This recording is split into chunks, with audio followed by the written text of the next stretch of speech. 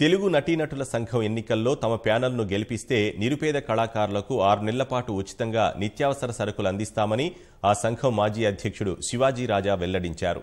మార్చి 10న జరగనున్న ఎన్నికలను పురస్కరించుకుని తన ప్యానెల్ సభ్యులతో సమావేశమయ్యారు.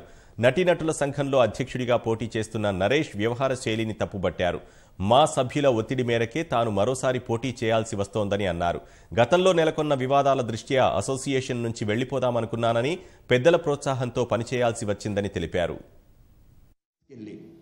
మూవీ ఆర్టిస్ట్ అసోసియేషన్ పరువును మాత్రం రోడ్ల మీద పెట్టకండి.